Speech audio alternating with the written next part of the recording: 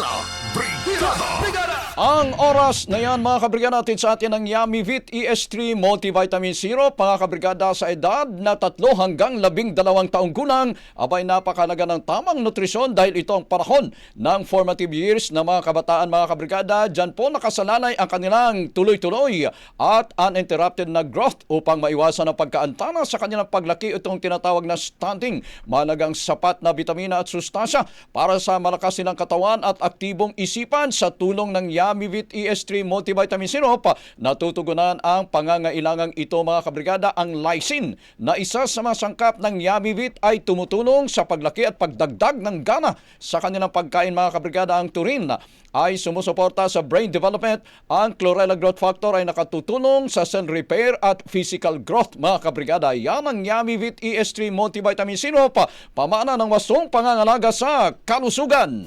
Nakasentro sa mga napapanahong paksa. Tila Brigada! Tila Brigada!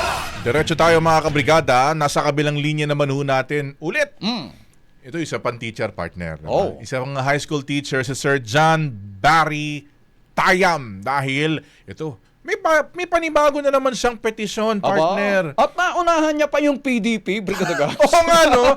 Kasi nga pala ang PDP, di ba magpa-file din sila ng petition para ideklara naman na unconstitutional yung ginawa ng Gatchalian Black. Ay, napa-press release yung PDP. Oo. Isa kamukat-mukat na una pa si Sir Barry. Oo. Di ba?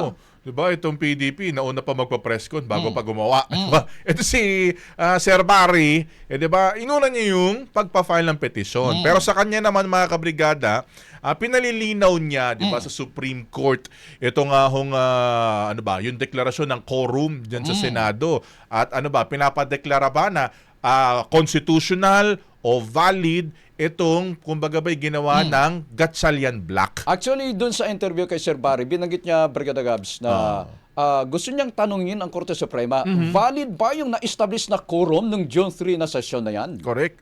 At kaugnay niyan mga kabrigada, 'di ba? Alam naman natin yung iginigit nga ho natin na parang jurisprudence, 'di ba? Dito ho sa ganitong uri ng pangyayari. Ipalinaw natin yan at himay-himayin ho natin, makasama ho natin mismo ang petitioner, di ba? Si Sir John Barry Tayam. Magandang umaga po, Sir Barry. Welcome sa Tira Brigada. Kasama mo pa rin Brigada Gab, Brigada Abner. Morning. Magandang umaga sa iyo. Good morning po, Sir Gab, Sir Abner, and sa buong Tira Brigada. Ayun panibagong petition na naman ang final mo dyan sa Supreme Court. Sabi tuloy ng ilan di ka ba naubusan ng pera? Magkano pinafile mo? Parang every week meron tayong mga na-question dyan sa Supreme Court. Pero mahalaga naman talaga kasi na ma-question Sir John Barry, kumusta? Ito po, tama nga po kayo, medyo masakit din sa bulsa kasi kada petition, umaabot yan ng mababa yung 4,500. Tapos kung may temporary restraining order ka pang i-request or special rapport, madadagdagan pa siya. So minsan umabot siya ng 8,000 to 9,000. Oo, 'di ba? Pero kahit pa man ganun, 'di ba? Masakit sa bulsa. Talagang kinekesyon mo kung may dapat questionin dyan sa Supreme Court. Itong pinakabago mong petition, bigyan mo naman kami ng detalye. Ano ba yung mga sinite mo dyan sa petition na yan? Hinggil nga dito sa constitutionality at validity nitong quorum. Itong ang ginawa ng Gatchalian Black dyan sa Senado. Ano ba laman yan? Ito po isang petition for certiorari. At tinatanong rin po dito kung merong naging grave abuse of discretion. At ang aking respondents po dito ay sila Senator Alan Cayetano, Senator Pia Cayetano, and Senator Lauren Legarda. Kasi sila, they still claim that they still have the authority. As per Senator Alan, na siya pa rin daw ang SP. And kay Senator Lauren, siya pa rin ang Senate Pro Tempore. At kay Senator Pia, na siya pa rin ang chairperson ng Blue Ribbon Committee. So dito, tinatanong ko rin po na kung totoo na valid ba ang naging quorum po noong June 3, na 12 lamang po sa halip na usual majority of 13 out of 24 ang dapat bumuo ng isang quorum sa Senado. Yun nga lang po, ang aking naging argumento po dito ay may mga previous precedents pa tayo. May isang Supreme Court decision at meron din mga nangyari kagaya ng 2015 na tayo ay nagkaroon ng quorum doon sa pamumuno dati ni former Senate President Franklin Drilon. Okay. At isa pa rin dun sa na-cite mo, itong ang trending ngayon, di ba? Actually, natutuwa ako kasi marami nag-search dito, di ba? Itong Avellino versus Cuenco. Di ba? Ano ba yung paano mo ba ito nirelate si Knight dyan sa panibago mong petition? Ito po, kahit papaano itong Avellino versus Cuenco, kahit papaano siya po ay medyo related talaga at halos identical sa nangyari dito. Yun nga lang, sa kaso kasi natin dito ngayon, may isang nakulong tapos may isang nagtatago. So hindi natin ma-compel at ang buong, parang ang dating na bilang natin ay 22 out of 24. Doon naman sa Avellino, parang halos ganoon din, pero yung isa kasi ay nasa ibang bansa at parang may isa pang senador that time na nasa ospital daw. Pero nakabuo sila ng quorum na 12 din. Okay. So ginamit ko po ito na matagal na, medyo na rin, ilang dekada na rin pong nakalipas dito sa 1949 Supreme Court decision na to, and tingin ko ito ay magagamit pa rin hanggang sa ngayon. Dito kasi sa 12 na quorum, nakabuo sila kahit papaano ng mga bagong leadership. Same way sa nangyari dito sa present, itong June 3 lang na nag-elect ng bagong Senate Pro Tempore. So kung nagkakaroon tayo ng kaguluhan at hindi natin alam kung sino ba dapat ang masunod, tingin ko kailangan na pong mag-step up po ng Supreme Court dito or mag-intervene. Okay. Sir Barry, while tinatanong nyo yung Korte Suprema kung valid ba yung quorum na na-establish nung session nung June 3, pero tama po ba yung pagkakaintindi ko na kabilang din sa mga manifestations ninyo na i-declare yung June 3 na session bilang valid at legitimate yung pamumuno ni Acting Senate President Win Gatchalian, tapos bilang chair bilang Senate President pro tempore. Tama po ba yung pagkaintindi ko?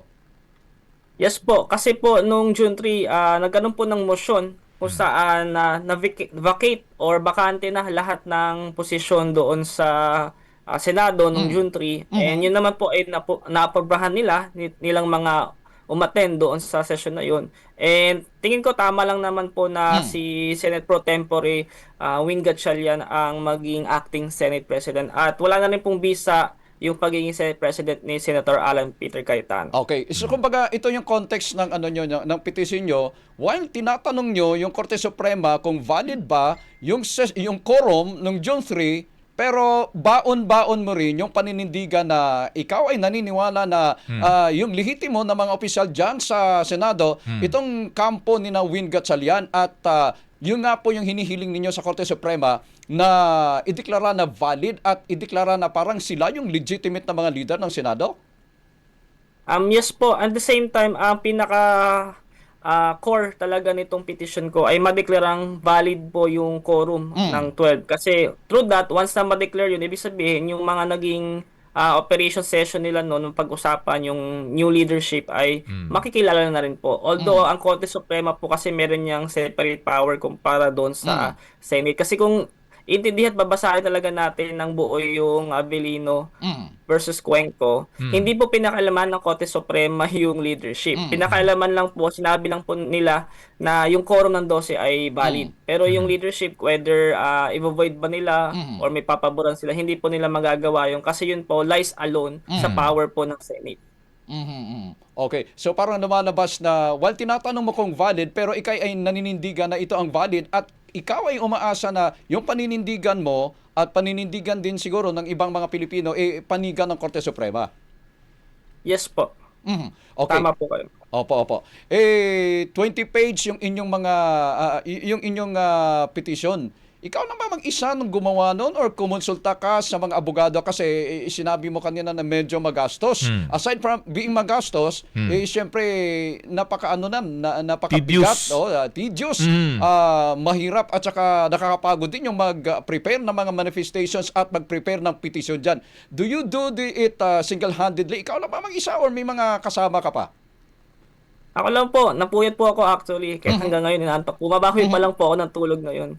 And at the same time, nung time na ginawa ko po yan, siguro yung nagiging consultation na lang kapag nagpapanotaryo na ako. Tinatanong na ng abogado, ano to, Tinitingnan lang nila kung tama ba yung drafting. Siyempre, sila nagnotaryo. Yun lang, yung sa mismong filing na po ako nag-consult. And most of it naman, nakakalusot and nakakapag-file naman ako successfully.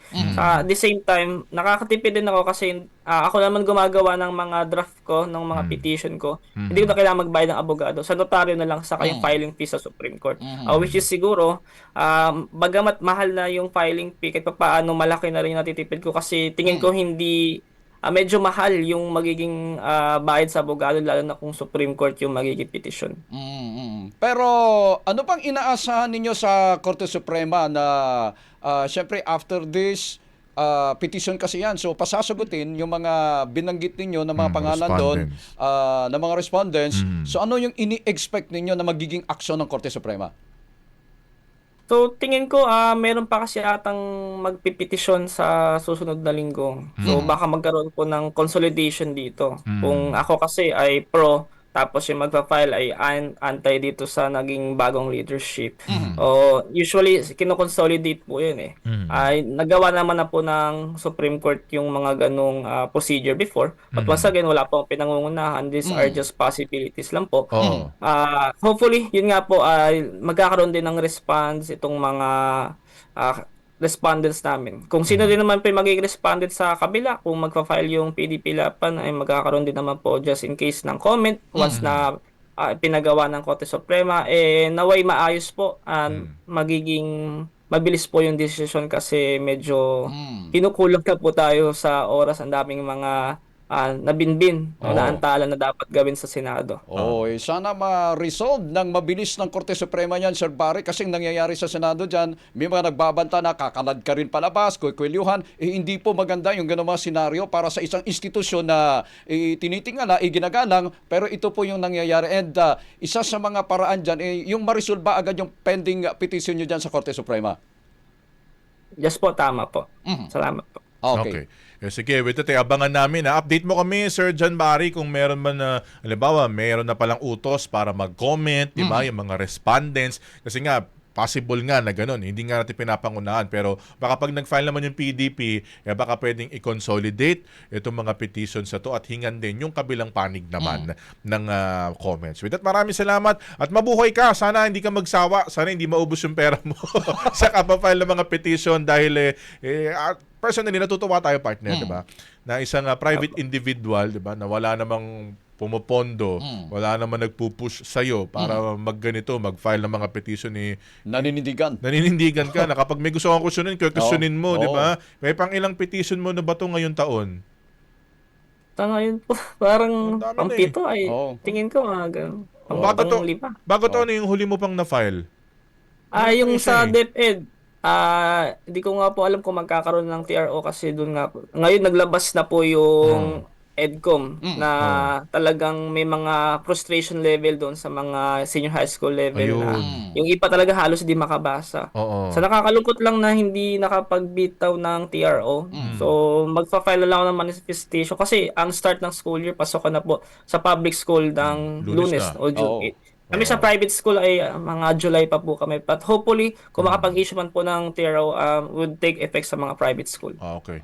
Sige, maraming salamat. Happy weekend sa iyo, ha. Mabuhay ka at sa iyong paninindigan. Thank you very much, Sir John Barry. Thank you po. Maraming salamat din po, Tira Brigada. Thank you. Tira Brigada! Kabrigada yan ho si Sir John Barry Tayam. Ang hinggil nga ho dun sa petisyon na kanyang final. Actually, abangan din natin, partner, kasi nga baka naman next week, yung petition naman ng PDP. Pero magtataka ka, di ba? Nauna pa ito mag-file, di ba? Wala nga raw siyang kinonsultang abogado. Doon sa PDP, siyempre, punong-puno na abogado yon. At yung kanila doon, nandun pa si Atty. Perdito Paso, di ba? Pero siyempre, iba naman yung paninindigan nila doon, Brigada Gabs. Ayun Alam na nga. naman, partido ng mga Duterte yan. Pwedeng i-consolidate yung dalawang mga petisyon na yan at sana bilisan ng Korte Suprema yung pagre-resolve. Dalawang bagay Bilis-bilis. Dalawang bagay ang pwedeng maka-resolve ng impasse na nangyayari dyan sa Senado, Brigada Gabs. Ito yung number one, syempre magdidesisyon ng Korte Suprema or magdidesisyon yung isa or dalawa doon sa grupo ni Cayetano para lumipat doon sa kabila, 'di ba? Para ma-establish yung unquestionable, yung quorum at saka yung majority na unassailable, ilan 'yon, 'di ba? Yung 13, 'di ba? Correct. Yun yung pwedeng maglagay ng tuldok sa mga nangyayari diyan sa Senado. Yan. Anyway, sa mga kabrigada ho natin, tayo ho'y magbabalik pa. Huwag kayong mawawala ating oras sa 8:40 ng umaga. That time check was brought to you by Guard C Calcium Ascorbate, Katawang Healthy at Team sa Guard C.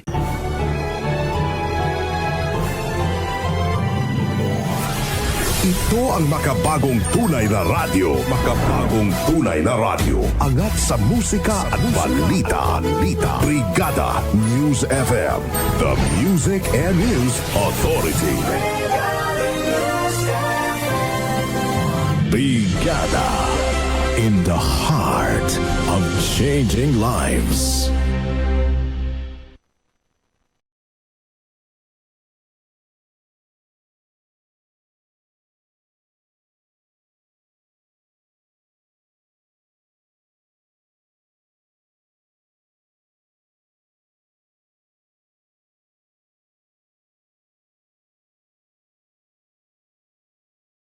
Mga kabrigada, gusto mo bang kumita gamit ang iyong travel shots? Kung meron kang magagandang litrato o video ng sikat na travel destinations tulad ng Boracay, Siargao, El Nido, Coron, Bohol, Cebu, Palawan o iba pang hidden gems, pwede kang kumita. Isabot na ang iyong original at high-quality travel shots at videos sa www.delight.net. Siguradong kikita ka. We can't wait to see your photos and videos online. Ipakita natin sa buong mundo ang ganda ng Pilipinas. Visit www.delight.net for more details.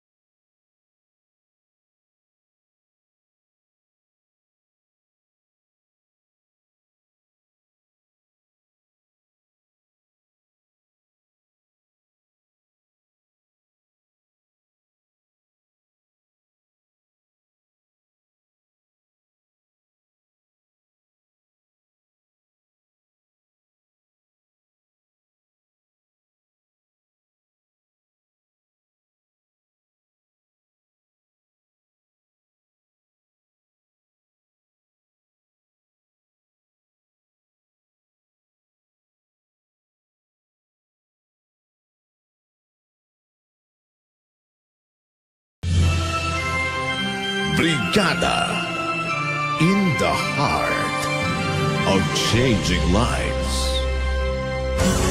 Makabagong tunay na radyo. Tunay na radyo.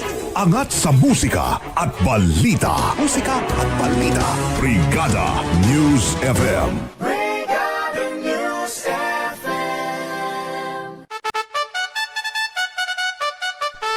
One time, the New Filipino Time, 8:43 ng umaga. Nakasentro sa mga napapanahong baksa.